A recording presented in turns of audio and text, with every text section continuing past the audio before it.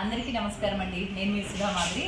ఈరోజు అలియా బర్రెలెక్క అలియాస్ శిరీష గారి మీద ఈ ఆర్జీవి గారు అనుచిత వ్యాఖ్యలు చేశారు.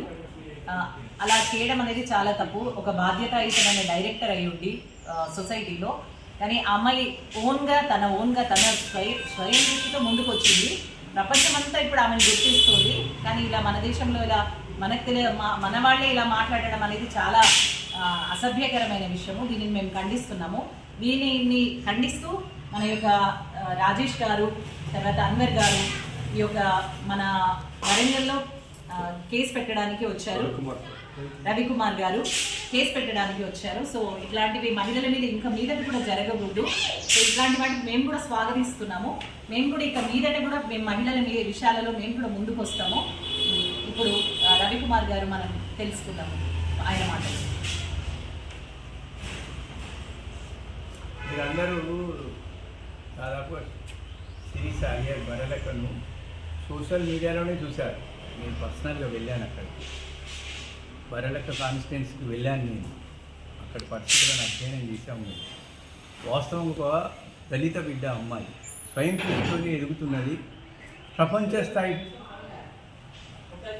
సెలబ్రిటీగా ఎదిగిన అమ్మాయిని ఒకతను సడన్గా ఊరు పేరు లేని మనిషి, బర్రెలను రాసుకొని బతికేది, బర్రెలకు అక్క అంటే ఆ అమ్మాయి బర్రెలకు అక్క అంటే ఆమె జంతువా? అసలు ఆయన ఉద్దేశం ఏంటిదని, ఏ ఉద్దేశంతోనే ఒక వివాహం కాని అమ్మాయిని ఒక అసభ్యకరమైన పదాలతో అవమానపరచడం అనేది అది చాలా అందరూ కూడా ఖండించదగ్గ విషయమే కాదు. చట్టబద్ధంగా చర్యలు తీసుకుంటున్నాం. తప్పనిసరి ఒక దళిత బిడ్డను అవమానపరిచినందుకు చట్టబద్ధంగా తనకు ఏమి శిక్ష ఉంటుందో అది ఖచ్చితంగా అనుభవించేలాగా చేస్తాం మేము. నమస్తే అండి అందరికీ. సో మీరు విన్నారు, ఇప్పుడే మేడం చెప్పారు, మాధురి మేడం.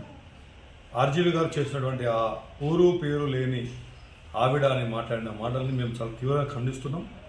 దాని మీద ఆల్రెడీ కేసు కూడా ఫైల్ చేయడం జరిగింది. రాజేష్ అడ్వకేట్ గారు హైదరాబాద్లో ఉమెన్ కమిషన్లో దాని మీద కంప్లైంట్ చేయడం జరిగింది.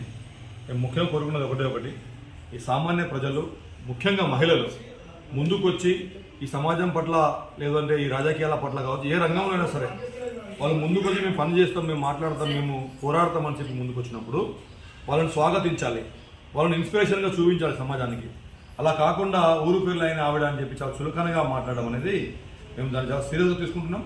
వెంటనే ఆర్జీవి గారు మీరు క్షమాపణ బహిరంగంగా వచ్చి మీరు క్షమాపణ చెప్పాలి. తప్పైపోయింది, ఇంకోసారి సామాన్యులు ఇలా మాట్లాడాలని చెప్పి, లేదంటే మాత్రం మేము ఎంతవరకు వెళ్ళాలి అంతవరకు వెళ్ళడానికి సిద్ధంగా ఉన్నాం. దీనిపై రాజేష్ గారికి మాట్లాడుతున్నాం. ఆర్జీవి గారికి నేను ఒకటే మనవించుకుంటున్నా, నువ్వు అమ్మాయిల చేతులు తొడలు ముట్టుకోవడం కాదు, ఇప్పుడు ఫస్ట్ బర్రెలకు కాలు ముట్టుకొని క్షమాపణ చెప్పని నేను నీకు వార్నింగ్ ఇస్తున్నా. లేకపోతే మేము దీన్ని మహిళా కమిషన్లోకి 0 FR అన్ని డిస్టిక్లలో, తెలంగాణలో అన్ని డిస్టిక్లలో నీ మీద క్రిమినల్ కేసులు పెడతాం.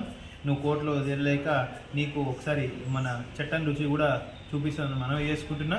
ఇట్లాంటి వ్యాఖ్యలు నువ్వు ఇంకోసారి మాట్లాడితే, నువ్వు ఏదైనా ఇల్లీగల్గా చేసుకుంటే అవుట్ సైడ్ చేసుకో, అవుట్ ఆఫ్ ఇండియా. నీకు చాలా ఉన్నాయి, చాలా కాంటాక్ట్స్ ఉన్నారు, నువ్వు చాలామందికి ఫ్యాన్స్, వాళ్ళు కూడా నీకు ఫ్యాన్స్ ఉన్నారు.